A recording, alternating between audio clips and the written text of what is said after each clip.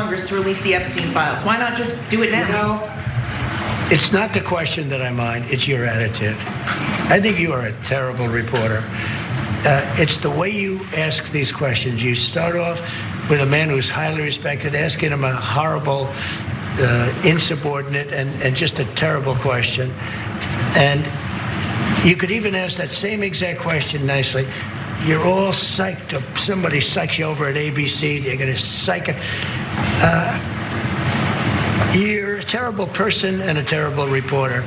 People are wise to your hoax, and ABC's your company, your crappy company, is one of the perpetrators. And I'll tell you something. So why not just sign it now? I think the license should be taken away from ABC because your news is so fake and it's so wrong. And we have a great commissioner, the chairman, who should look at that. I understand that it's her career that would be on the line, but I would pay every cent I have for her to have responded to all that by saying, "Quiet, piggy." It's worth being fired. You know what? Because whatever podcast, Substack you start after being fired over that, you're gonna make $1 million. But anyway, he was absolutely brutal to that reporter for being insubordinate and asking a great question, which is, why not just release the files? Again, he can if he wants to. Dude thinks he can steal files and bring them to the Mar-a-Lago bathroom if he wants to. He plays fast and loose with the files when it's to his own benefit. In this case, he needs to have his arm bent behind his back to do so. That is a good question. It was not asked in an insubordinate fashion. And then he's not even mad at the reporter just for her question about Epstein. He references that she was mean to the very respected MBS.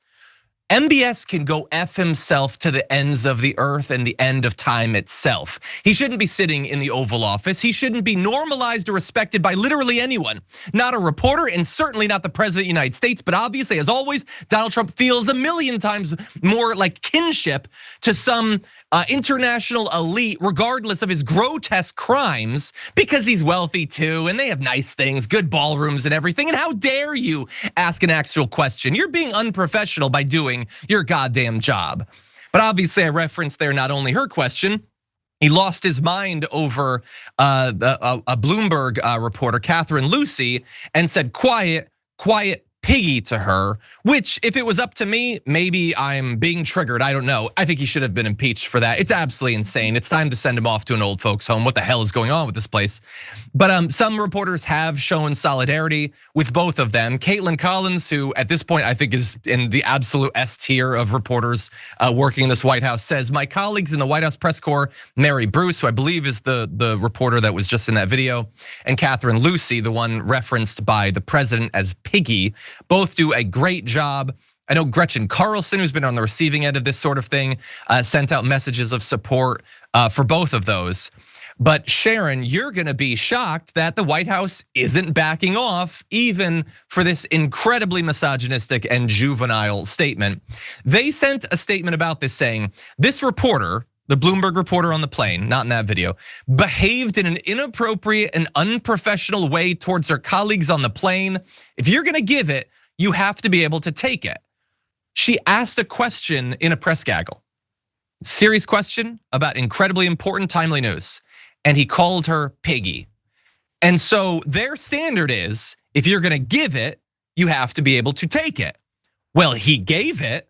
So I think they're freed up to refer to him as President Piggy until the end of time. Again, it's not my standard, but it is very much his standard, Sharon. What do you think? Yeah, and while, listen, Caitlin Collins asked some tough questions and has put up with much of the same time and time again in front of Donald Trump, but I guess I see it slightly differently. I'm not interested in social media solidarity. It's time for the press to stop doing things by the old rules. If you're going to sit idle while he leans in, he actually leaned into her personal space on the plane when he called her piggy and when he attacked the ABC reporter. Every single reporter should just we're all asking the same question and we're not gonna stop every time you come out. And that includes Miss Levitt as well.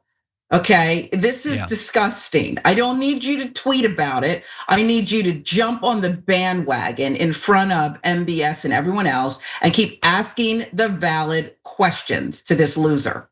Yeah, Yeah, 100%. And by the way, again, I don't like any of this stuff, but if this is now the standard and the White House press office is saying this is how it works, well, then if Carolyn Leavitt's mean to you or whatever, tell her quiet piggy.